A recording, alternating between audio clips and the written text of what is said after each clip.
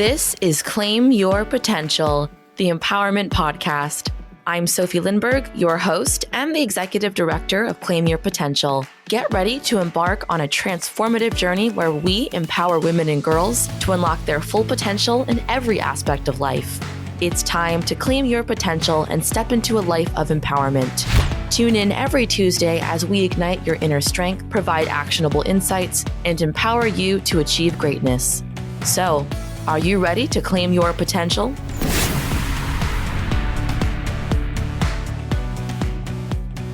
Hello, everyone, and welcome back to Claim Your Potential, the Empowerment Podcast. I'm your host, Sofie, and for this episode, we are joined by Jessie Ollier to discuss how to build confidence at work. Jessie is a certified high-performance and sales leadership coach. She is the founder of Aligned Prosperity Coaching, a speaker and corporate trainer. Her heart's mission is to serve female entrepreneurs and professionals in building the life and wealth they truly desire. Her work is designed to clarify true purpose and identity, cultivate unwavering confidence, and create aligned strategies that drive success far beyond that of traditional training. She believes that an individual's unique personal gifts are the gift to their unleashed potential and is devoted to inspiring others to break out of fear, bet on themselves, and become a highly paid, sought-after authority in their field. Please welcome Jessie. Thank you so much for being with us today. Thank you for having me. I love the mission of your podcast, and I'm really excited to be here. Thank you. We're so excited to have you on, especially since, you're so passionate about serving female entrepreneurs. And I would love to start off our episode with really providing context for people. So I'd love to hear a little bit about, what your journey has been. Did you always have that self-confidence in the workplace? Definitely not. I think that is quite literally why I'm here. I had kind of this odd passion as a full introvert and someone who was really quite shy my entire life to go into the world of sales, which kind of made no sense. I went into a world that was very male dominated, also very extrovert dominated. And so I would say I spent the first 10 plus years of my career kind of quietly thinking, what am I doing here? When is everyone going to figure out that I definitely do not belong here? When's it all going to fall apart? And just really kind of in this internal battle of, I know I'm good at this thing, but I also 100% do not feel like I belong here. And confidence without question was my biggest issue. And I'm curious as to where do you think that sense of, low confidence, low self-esteem stems from? Yeah. So I think originally for me, I think I could go back to childhood and look at a bunch of different situations. I think the one that stands out the most for me is I have ADD, and it's a type 2 ADD, which is actually far less, it doesn't have a lot of outward symptoms. And so it's more like you're a very internal person. You're in your head a lot. You kind of get lost in thought often. So it doesn't have the hyperactive attached to it, which makes it harder for, teachers and parents and people around you to quickly identify it. And so as a child, it made it really hard for me to learn how to read. And that, being a kid who's like, okay, it's your turn to stand up and read in front of the class, like it was absolutely mortifying for me. So I had little situations where it was sort of like ingraining in me, don't be seen when you put yourself in a situation to be seen, it's very uncomfortable. So I spent a lot of my life like just fearing those types of situations. And then I think the other piece of it is being an introvert in a world really that is designed to appreciate and get excited about someone who is bold and will speak up and will share their thought. And being an extrovert is far more rewarded than being an introvert. And so you kind of have this internal dialogue of like, but where's my place in the world? Like, should I sort of be in this place where I keep my head down and do great work, but I'm sort of never seen because me being in a place of being seen isn't really appreciated. And so I think it's just the culmination of micro moments that surround those types of things that ultimately create an inner dialogue of fear and where's my place, that type of thing. Yeah, and I think so often when you're a kid, there's so much that stays with you and we don't realize that it does stay with us. And so, when you become an adult, a lot of those habits or, the lack of support or, those types of situations growing up really does shape who you are as a person, how you interact with others, who you are in the workplace, that sense of self-confidence. And so, going through that, what are some of those, techniques or strategies that you use in order to really build your self-confidence? Yeah, great question. So I think there's a couple of things to be really conscious of. I think the first thing is most people get confidence a little wrong. So for most people, I think the definition of confidence is this idea of I can be confident when I'm perfectly prepared for something. I can be confident when I've done all the research, I've practiced, I've done everything that I can to be fully ready. And the other thing that is important for most people's version of confidence is control of environment. And so as long as I can have control over being in an environment where I can, sort of safeguard against triggers and I can safeguard against scenarios where I know if I'm in this situation, I kind of shrink a little bit. So as long as I can control my environment, I can show up and do my thing. And what ultimately happens is that you can be very confident in certain situations. And ultimately what happens is people end up limiting their careers, they limit their lifestyle, they limit kind of the experience that they have in life because they're so focused on creating this perfect bubble where they can show up. And then eventually they kind of have this moment of, but I want more. Like, I know there's more for me, but the way that I've designed myself right now, I wouldn't be able to go after those bigger things. And so I kind of became obsessed with understanding confidence, understanding motivation, understanding how it affects the way you show up in relationships and work, and really started studying confidence. And so the more powerful version of confidence that I've worked really hard to develop for myself and teach to clients is a core confidence. And core confidence is not dependent on environment. And it's not really dependent on preparation for a situation. It's far more aligned with the idea that when you have full faith around your ability to navigate the unpredictable, you can show up confident in any scenario. You remove the walls, you remove the blocks, sort of the limits and parameters of where you can show up successfully. And you go from kind of thinking, I'm in my 30s. I think I just want to work with clients in their 30s. Like, that's who I'm really meant to work with. And now all of a sudden you can say, okay, I'm in my 30s, but I have a high level of expertise. I'm incredibly smart. I, do my practice very well. I can work with people who are in their 20s all the way up to their 60s if there's the right alignment. And so it kind of, it expands and it shows up across the board. So it could be who you're working with. It could be the type of stage that you get on. It could be, how you show up with different peers and their behavioral styles. But separating the idea of like circumstantial or situational confidence from core confidence makes a massive impact on people's worlds. And I think a lot of this too has to do with, identifying what your strengths are and really, you know, not just playing to those strengths, but also, recognizing what some of your weaknesses are and making sure that you're putting yourself in rooms, in situations where you can really develop those weaknesses and grow from it and become a little bit stronger in that. But I think that, when it comes to that initial fire of confidence, the initial light, I feel like a lot of the time us as women have to be in a space where we feel like our strengths are being valued and that we're able to really use those.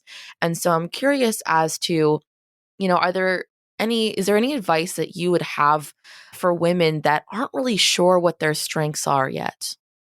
Yeah, absolutely. So, I mean, the first thing I would do is one, you have to quiet the chatter. So I think one of the most powerful things that I've seen affect, my own life and also again a lot of the people that I've worked with is we have this idea that thinking is the answer to everything in life. It's like if I think about it enough, if I think about it hard enough, if I invest enough energy and sort of anxiety around it, I'm going to find my answer. And the truth is that your best answers, your truest answers, your most aligned understanding of yourself and yourself in the world is not going to come from thinking, it's going to come from listening. And the problem that most of us have is we don't have a process of sitting and being still enough, both still physically, but also still in our mind, to be able to listen and to be able to kind of make contact with this inner knowing that is your true self. And so the chatter that happens for most of us, like this constant internal dialogue that's happening, that is sometimes, self or subconscious stream, but also intentional conscious thinking, that is usually bringing in all of the things that we learn from society and culture and our family members and our friends and that type of thing. And so when we arrive at answers through thinking, we go into this pattern of sort of initially trusting it and then saying, okay, but what if I made a mistake? Could it be wrong? Could I be, thinking that this is the path and really I'm going to find out in like a couple days that it's actually this other thing? And so we go into this process of doubt and we spend an amazing amount of energy just thinking. And the way that you can accelerate both your, personal life, your career, kind of everything around you is removing the energy from thinking your way to things and learning how to be still and be quiet and allow your inner voice to talk to you. And it truly is kind of a I'm being talked to, but I'm also thinking combination. And the way you can kind of recognize that you've tapped into this inner voice is it's going to come with a knowing. So instead of that path to self-doubt and sort of starting to take this great idea and then thinking all of the self-doubt around it, it's going to be more of this is the answer. And I, from my core, fully trust it and I can just go take action on it. And it's this amazing acceleration that happens in your life because you've taken the energy away from all of the doubt chatter and just gone into really great idea that is aligned with your true self and running forward with an idea so you can take action quickly. And I think part of the, I can explain someone to that and they might be sitting there going, well, like, that sounds great. How in the world do I do that? And, obviously there's a process of wiring and that type of thing. But one of the most important things is you have to look at what is happening in your mind and what is a should for you. So this is part of the reason that people get stuck on motivation. They get stuck on, creating a life that they're going to be connected to long enough to make it to actually achieve a big dream. Why they give up quickly on things like New Year's resolutions. We choose a lot of things for ourselves that are shoulds. Like someone around me, something in my, subconscious, something that I've learned has told me that I should want this thing. I should do this thing. And if it's not truly aligned with your strengths and with who you are kind of meant to be on this earth, your body is going to consistently create resistance around it. So one of the first things you can do to really get to know yourself and better understand your own strengths is work backwards by looking at what are all of the things that you think you should do, but when you take action on it, you have this sort of body or internal resistance.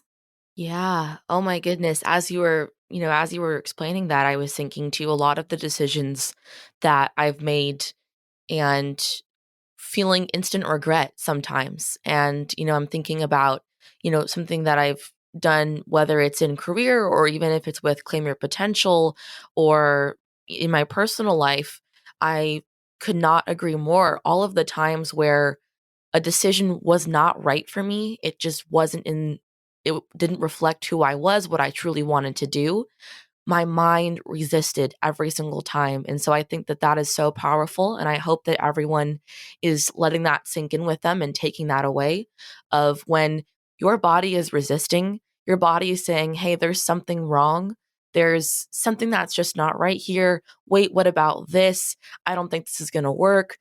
Going through all those different points of resistance, it's for a reason. And we have to listen to our minds when our mind is telling us that there is something off here. And it's listening also to that gut feeling is what we like to call it, but really listening to when your mind is showing doubt, because that doubt is so powerful and there is a reason that there is doubt there.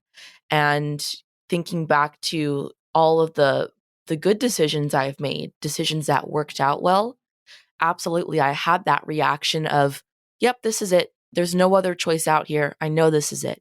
Right? That super confident feeling.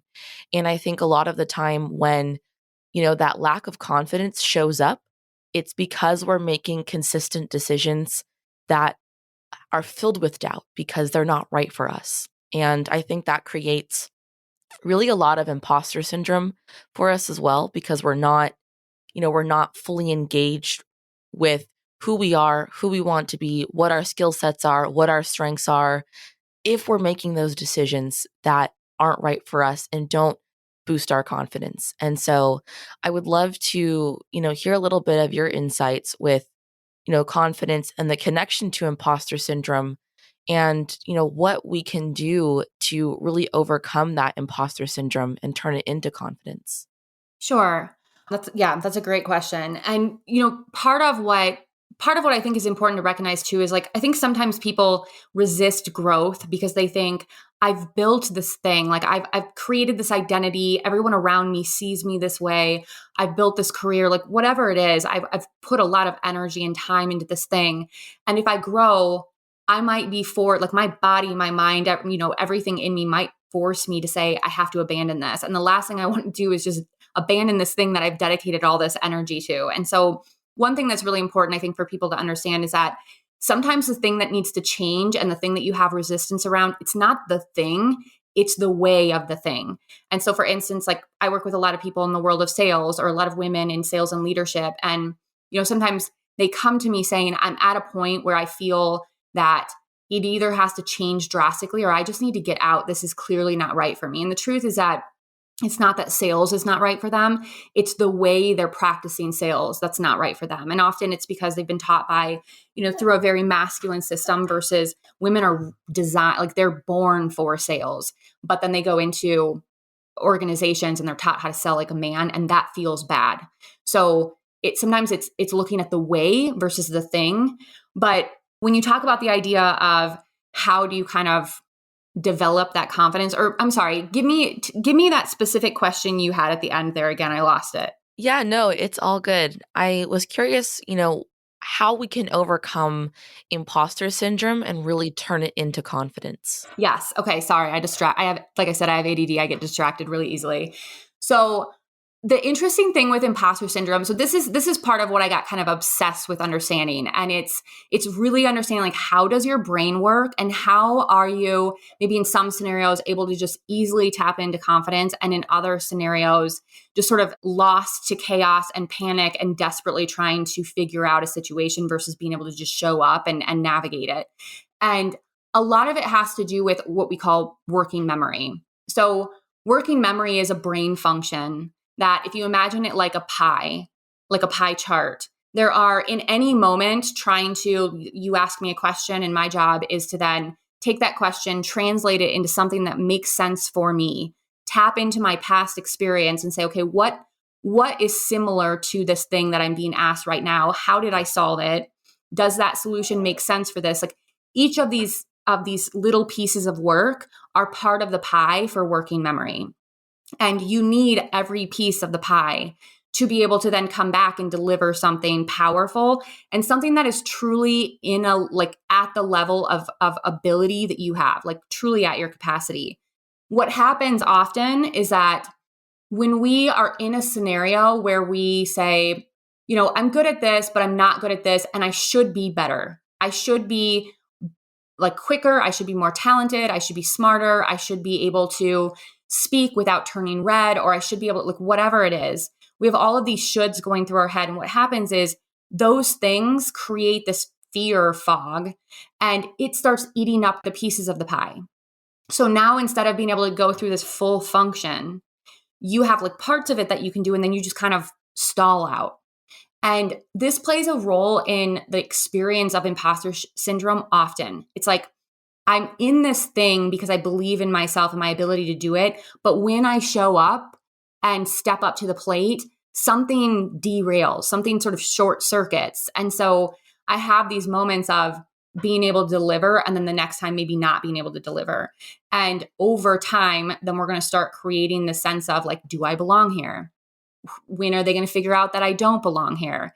And the more that happens, the more your working memory is going to get interrupted. And so the first thing that we need to do is we need to identify like, what is the inner dialogue? What are the things that ignite that fog that starts to take over in your mind? Because and one of the important things to understand is that one of the main pieces that ignites that is you are a person standing on a linear line, right? And you belong exactly where you are. Like you belong exactly where you stand with your strengths, with your weaknesses, with everything that exists in your life. Like that's where you're supposed to be. But then we create this pressure of, but I should be better. I should be as good as the other person that I watch all the time, that I listen to, that I follow on social media. And the gap between where you actually belong and where you think you should be, that gap is full of all the stuff that interrupts your working memory. It's full of anxiety and fear and doubt and stress, and it causes fatigue and brain fog and all kinds of things. And so the best thing that you can do is identify your shoulds and start slowly working them out. And part of the way that you do that is you need to give full permission to who you are right now. So for instance, the weaknesses, instead of looking for an environment that doesn't maybe bring out your weaknesses or protecting yourself from an environment like that, give permission to your weaknesses. Stop hiding them. Don't create fear and shame around them. Give permission to them and say, these are my strengths, and these are the things that I'm working on.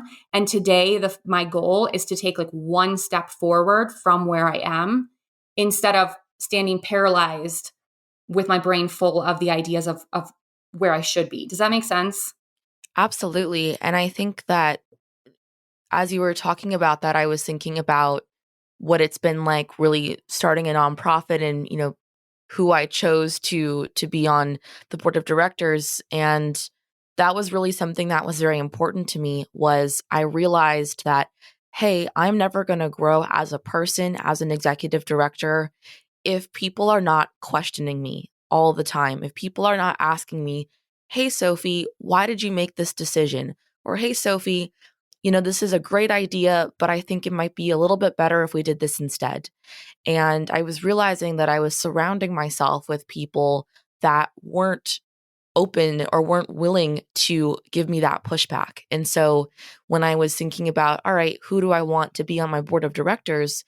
That was the first thing that came to my mind was I need to be able to grow with my nonprofit. I need to be able to grow as a leader.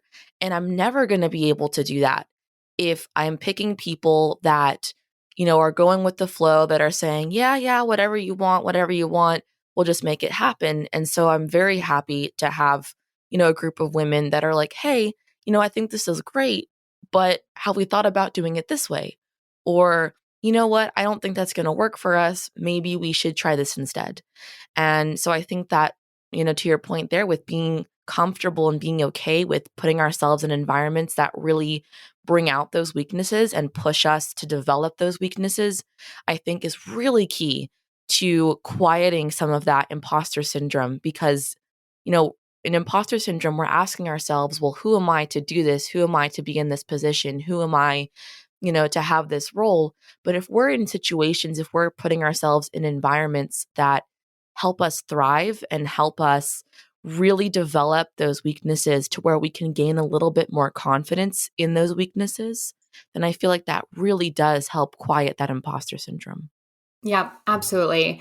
I think it's interesting that you even mentioned board. I often ask clients, tell me who's on your board. And you don't have to have a technical board. It just means who are the people that you bring your ideas to? Who are the people that you bring your goals to? Who are the people that you are sort of surrounded and when you're training your brain to think, I'm in this situation, what's my process for navigating the situation? Like, what's the process of the people who are around you? And it's so common for people to have, this sort of board of advisors in their life who are their friends and their family, and maybe people, often people who are kind of like behind them. If you were to sort of rate people on a scale of their success trajectory or where they're wanting to go, it's people who are not quite where they want to be. And that's a safe place to be. It's safe to be around people who are going to simply support, but it will not help you get where you want to go. And the worst thing you can do is bring your ambitious idea to people who their biggest goal is safety and security and, finding a job that feels comfortable but doesn't challenge their inner world, because they're going to help you. They're going to help try to align you with their thought process. Even it's 100% unintentional, but that's what it's going to look like. And so, mentioning the idea of you can have people around you who don't necessarily for themselves seek that feedback. Like they just want to feel good about what they're doing at work. Or you can have people who they personally constantly seek feedback because they're thinking, it's okay if I'm not perfect for this role. My job isn't to show up perfect. It's to show up willing to learn and move forward today. And when you get people around that who do that for themselves, they will naturally do that for you, right? And so part of what's really important is look at your board of advisors, look at the people you bring your stuff to and say, do they think in a way that is going to help us grow together? Or do they think in a way that is going to keep me where I am? And that's incredibly important because you will become a version of the people that you're around. And so go look for people who are practicing what you want to experience. Yeah, I think that is such a key takeaway from this episode is that, environment is everything, whether it's, what life was like for you growing up and the type of, environments you were in, all the way up to adulthood, where it's, all right, who am I talking with every day? Who am I bringing my ideas to? Who am I trying to show up as my best self for and with? And I think there's so much power in that. And so thank you so much for sharing that. And I would love to, wrap up our episode with, if there's anything else that our listeners should be taking away from this episode, what is that key big idea? Yeah. So I'm not going to add something new. I think I want to stick to the idea that, because it's the most powerful accelerator in your life. When you focus on developing core confidence, and core confidence requires a release of control. I think a lot of people have a misconception around control, and they think that if I control things around me, or if I control myself and people and all that I have power. And the truth is that control is literally the giving up of power. You're giving the power up to the thing that you're trying to control is so important, so powerful that it could derail everything, and you're focusing power on that thing. So to really develop core confidence, one, you have to practice releasing control. And that will naturally give you power back. But then you need to focus on developing the ability to navigate the unpredictable. And when you really dedicate yourself to learning that, you will start showing up to bigger, higher worth, higher value situations, bigger stages, whatever it is that you're trying to achieve in a completely different way versus kind of being like a big fish in a small pond, staying in that small pond where you can have control, where you can show up fully confident because you've been there enough, it's familiar enough to you. Developing that core confidence is the key. And that's, I think, the biggest thing that if I were going to pick one thing to work on, that would be it. Amazing. Thank you so much for sharing that, Jessie. And to wrap everything up, I would love to know, where can our listeners connect with you? Yeah, absolutely. So I'm on all social media. So the best places to find me is going to be on LinkedIn, on Instagram, and then you can also go to my website, which is just Jessie Ollier, and Ollier is confusing as Ollier, but jessieollier.com. Thank you so much for coming on to the podcast, Jessie. I really enjoyed our conversation, and I think there's a lot of amazing things that, the women listening to this can really take away when it comes to building that confidence in the workplace and just in life in general. And so thank you again so much for coming on to the podcast. Absolutely. Thank you for having me. That brings us to the end of another empowering episode on Claim Your Potential, the Empowerment Podcast. Thanks for listening. If you've enjoyed our show and want to learn more about the work we do, you can visit our website, claimyourpotential.org. There, you can access our tools and workbooks, sign up for workshops, join our mentorship program, listen to previous and future episodes, donate to support our cause, and find out how you can get involved.